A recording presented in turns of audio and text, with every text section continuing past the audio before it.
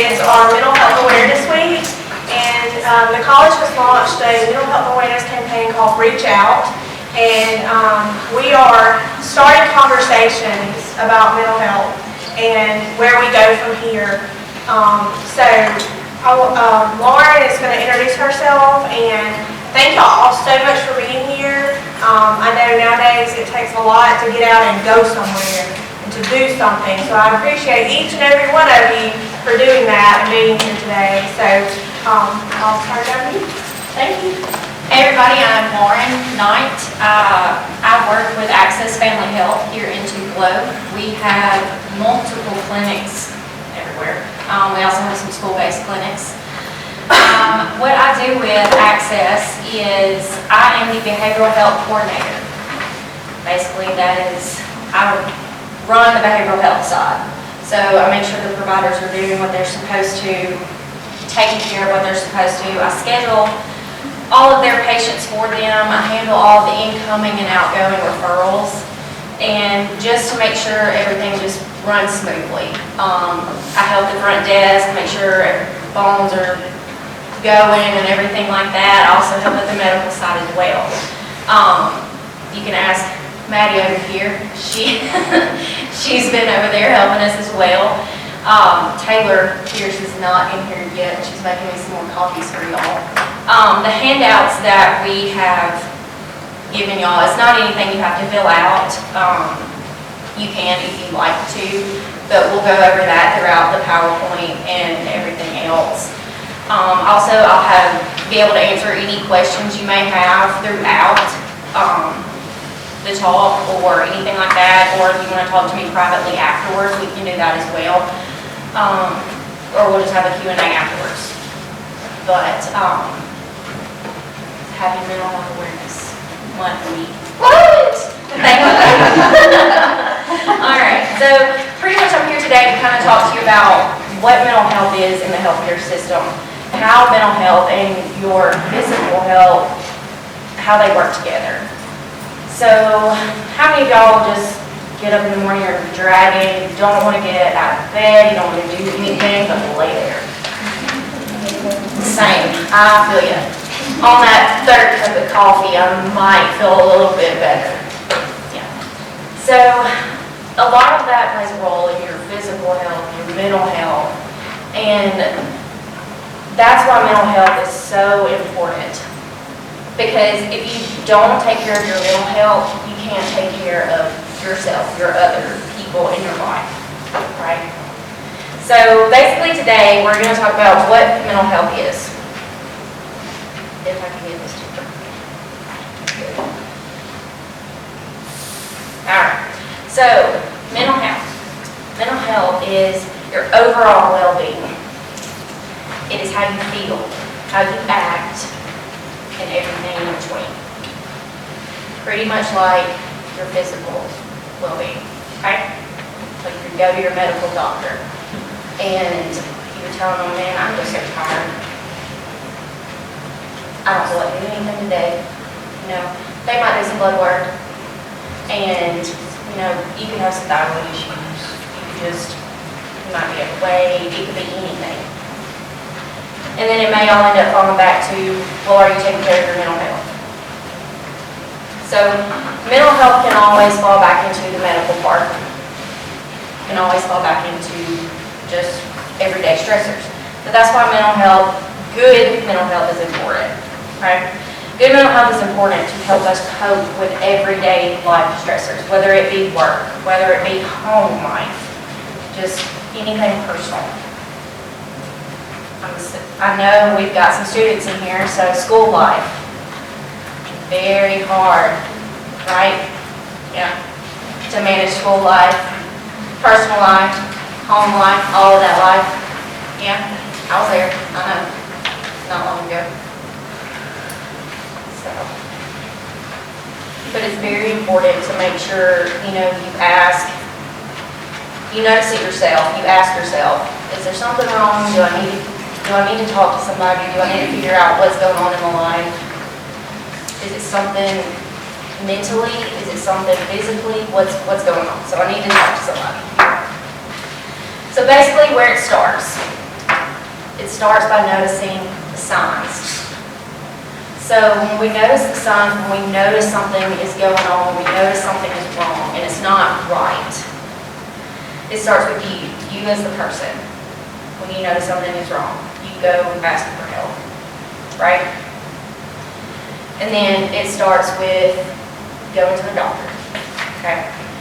Whenever you go to the doctor, you kind of tell them what's going on, everything like that. I know at our clinic, we do a depression screening, which is what you have is a PHQ-9. We do that on every one of our patients to determine if this person might have some type of depression symptom going on. Something's not right. So it starts with a nurse noticing these signs. Starts with a provider noticing these signs to get them to their proper help. Okay? And then next, the screening tools that y'all have, the PHQ-9, which is for depression. The other is called a GAD-7. That is for anxiety.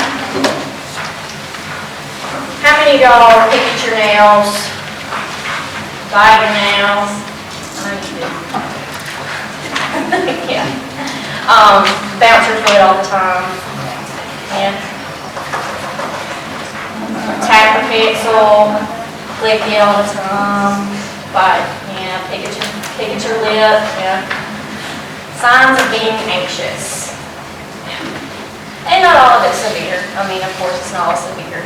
There's a lot more severity to it, but that's how we don't often use the GAD-7 at my clinic. Most of the time, you can literally look at somebody and be like, oh, they're very anxious, because they can't keep still at all. They're just, whoo, all the time, dancing. They can't keep still. So when a nurse or an MA, anything like that, notices these signs, does the screening tools, they all come back positive. The next thing we do is notify the provider before that provider goes in and talks to this patient. Okay. So now that the provider knows, the provider can then go and talk to this patient, see what the root of that problem is, so we can actually get this patient further help. So a lot of times I know within our clinics, we have a few MD doctors. The majority of them are all nurse practitioners. And I'm not saying that nurse practitioners cannot handle depression and anxiety, because ours do. But a lot of time they will refer them to our mental health nurse practitioners and our counselors. And then that's where I come in. I assess that situation to determine, okay, is this person so severe that I need to get them in ASAP, or do I need to, are they going to be okay to maybe last a couple weeks? Does this person need medication? Does this person need counseling? Do they need to talk to somebody? Like, what's going on? So basically, you just kind of need to notice the signs. Like, do they drink more? Are they getting agitated more? Are they pulling away from the people that they love most? Are they not going out as much as they used to? Do they not enjoy the same things that they used to enjoy anymore? Just kind of feeling hopeless all the time. It's all about the signs. But if you don't know the signs, then you can't really tell. So, also in those handouts, after the screening tools, there is a page that says, what is depression? And there's another page that says, what is anxiety? And it kind of breaks it down, and it'll tell you what those are. Okay. Those are the tools that I just talked about. So basically what to do in this case. What to do, you're going to assess those screening tools, like I said.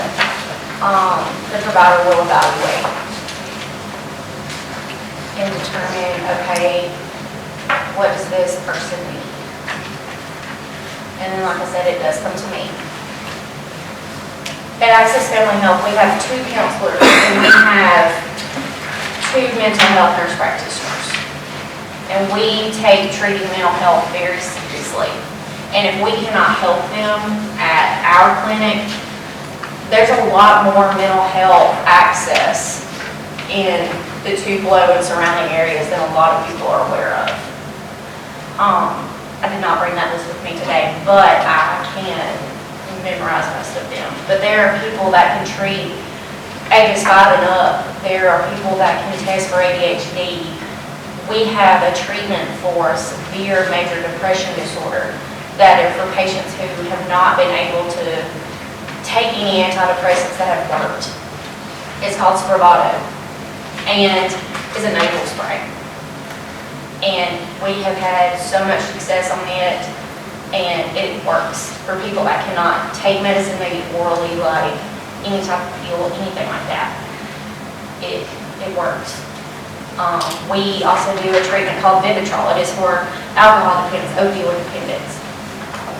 It's better than taking Suboxone or anything like that, but they're addicted. They can't go and sell this shot on the street corner to get more drugs. So it works a whole lot better. So my story with mental health, what got me into all of this, I was a student here at ICC some years ago. I say some years, probably 10 years ago. So I was a student here at ICC, and I was sitting in my math class. I think it was my second semester freshman year, and I always had an issue with my blood sugar, which falls back into my medical issues. So never took care of it, didn't really care to. Just gave me a granola bar and I'll be on my way. Well, I was sitting in the middle of class and I was sitting there, and all of a sudden my hands started shaking, and I started getting this cold sweat, and I was like, oh gosh, I know what's happening. I'm about to pass out in the middle of my math class. I start freaking out, I'm hyperventilating, like crying, I'm crying like this because I didn't want my teacher to see. And then the next thing I know, like, my chest is so tight I can't breathe. And then I don't know what's going on. And this teacher is not the teacher to let us leave early, ever. But he, for some reason, I don't know if he saw me, heard me, or anything, but let us out early that day. I just happened to live right down the road from here. I drive myself home. Not a very smart idea, don't do that. Drove myself home, and my mom worked from home. And I opened the door, I immediately just go, I don't know what's happening, I can't breathe. And she's like, okay, I need you to look at the door. And I'm like, why am I looking at the door? I literally can't breathe and crying, and you want me to look at this door? And I couldn't understand why. So I'm looking at the door. Next thing I know, I'm breathing fine, stopped crying. And she was like, you just had an anxiety attack. I was like, okay. Why was I looking at the door? I couldn't understand why I was looking at the door. She's like, I read somewhere that when you're in the middle of having an anxiety attack or a panic attack, if you look at something that is stationary, that will not move, all your focus goes to that. You're not focused on the tightness in your chest, the shakiness, or anything else but that. And it's like it reroutes everything in your brain. And ever since then, I use that with my patients. Because we will have patients that come in constantly having anxiety attacks, panic attacks, all of it. And it works. So it may not be a door for you like it was for me, it may be a chair or a wall, anything. But it helps. So from that point on, I knew exactly what I wanted to do. I wanted to get into mental health. I wanted to understand. I wanted to know what the signs were. I wanted to be able to help people understand what their, I don't like using the word problems or issues, but I wanted to help them understand what was going on within them. I wanted to be able to be the voice for them, because there are so many people that don't know how to ask for help, especially for mental health, because they think they're crazy. Loony, all the other slang words you can think of. And yes, it might be attached to a word illness or disorder or anything like that, but that's not what it is. Medically, yes, that's the term, but that is not what it is. If you ask for help, help will be given to you. And it's very difficult going into like a medical clinic and going up to a medical provider and being like, I don't know what's going on and this is what's happening. They might start you on some random antidepressant or anti-anxiety meds. And you may think, oh, okay, well this is going to work. You need to reach out to a mental health provider. And there are plenty that can help you. Plenty. And I'm not saying that not all mental health and medical don't coincide, because they do. I know at Access we all work together. But for the most part, the first step is always asking for help and realizing that you need help. And that's what we try at Access to get you to do. That's what my role is to get you to do, is to assess your problems, listen to your problems, and figure out who can help you the most. And go from there.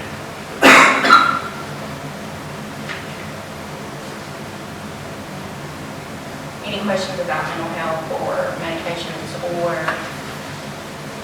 getting help or the package that we got? So most of your nurse practitioners that work with them are other than Yes. okay. Yes. We are expanding at our Central Clinic, and we will probably move one of our mental health nurse practitioners over to Smithville, or we will just get another one. But we do have a counselor at our Central Clinic. Are your nurse practitioners like dual family and the family type? So one of ours used to do family nurse practitioner. And then he went back to school, and now he strictly does mental health. But we have, like I said, we have multiple clinics, and multiple school-based clinics as well. In Tupelo schools, like lower level schools? Not here in Tupelo for school-based. Pontotoc, we have one at Pontotoc City, North and South Pontotoc. We have one in Hatley. I think all the Monroe County schools. What does that look like? For the school-based. How does it work with those students that are there? You know, So they just if, need to come in. Are they referred by teachers or? teachers can go, so the mental health part is not in the school-based clinic. Okay. It's just mainly medical. However, we do those depression screenings with those students. And if they are positive, that's whenever it gets referred to me. And then I call the parent, I speak with them, and we figure out the best route from there. Whether it be counseling, like if they need to talk, or a lot of times we don't typically like to do younger children on medication. We tell them, you know, maybe it is the medication, you probably want to talk to your pediatrician. Or, you know, we've got great counselors. We really think you need to probably see them. Are the counselors specific to anxiety and depression, or they help with all areas? They help especially with- teenagers? Yes, they help with all areas. Now, my the- next question is, some insurances don't cover mental health. So we have a lot of insurances. So Access pretty much takes all insurances for the most part. And like she said, there are a lot of insurances that do not have mental health coverage.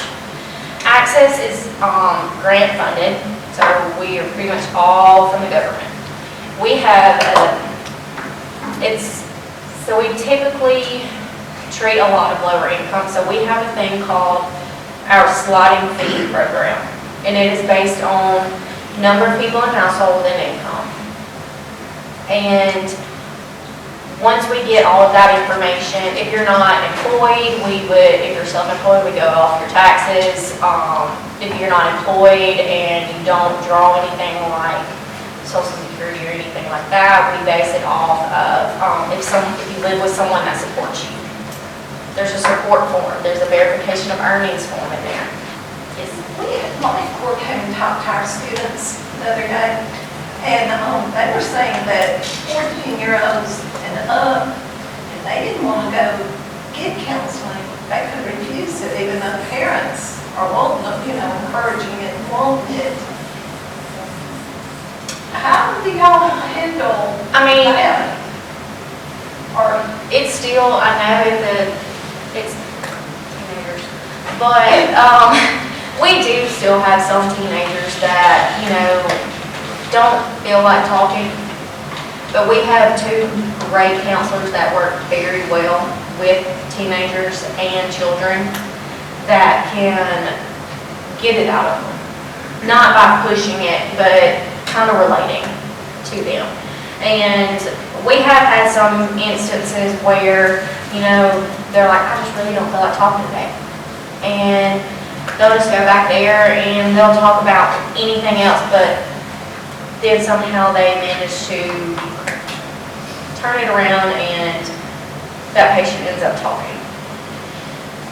We just have to be able to find the right counselor who has worked with teenagers a lot. Because there are some counselors that only will treat children. Only that will treat children and adolescents and not adults. Like our counselor Smith works amazing with younger kids. Back to the question, it mainly depends on if you can find a counselor that really specializes in working with younger teens and children. That's going to be your main point. you have any kids at 14? Yeah. Kids could refuse. They can, the child, Time or something. yeah, the child can always, refuse, and ultimately that is the patient. However, they are a minor. You just have to look at it in different ways.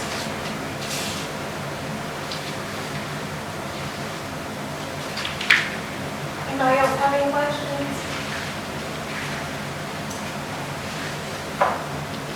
Is there a place that, do y'all accept people to say, like, how the situation that you were in, you were sitting in college class, what if you hadn't have lived here, and what if your mother had not have been at home? Is there a place like, can they literally walk in your clinic, never been seen before, but walk in and somebody get them calm down and then go from there? They Or can. do they need to go to the ER for that? Technically, our clinic is not a walk-in clinic. However, if it is something like that, I can talk him through it and work it out, and I can get them scheduled an appointment. Now, by chance, they might get seen that day, but it is not a guarantee. I cannot guarantee that. Usually, I wouldn't go to the ER, maybe on the urgent care. Just find the door. Find the door, yes, find the door. Find the door. Yes.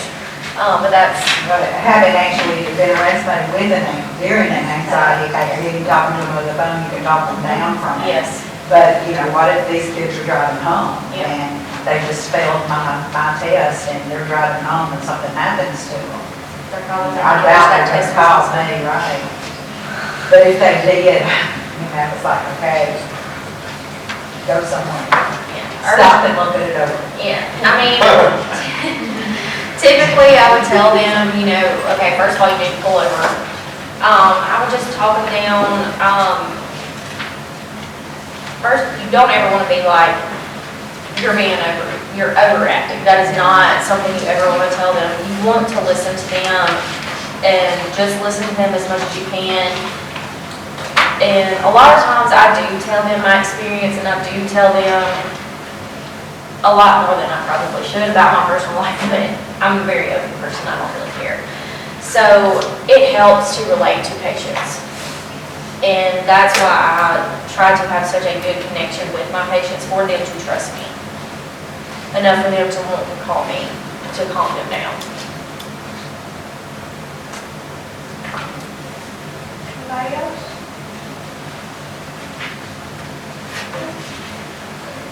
Lauren. Thank all y'all for coming. As I said, we know your time is precious, and thank you for coming. And if you have any questions, or you think of any events we can have, or you have comments, or whatever, email me and let me know, because like I said, we are starting conversations and how we can move forward, and I would love to hear your thoughts, ideas. So please email me if you have any. And thank you all for coming.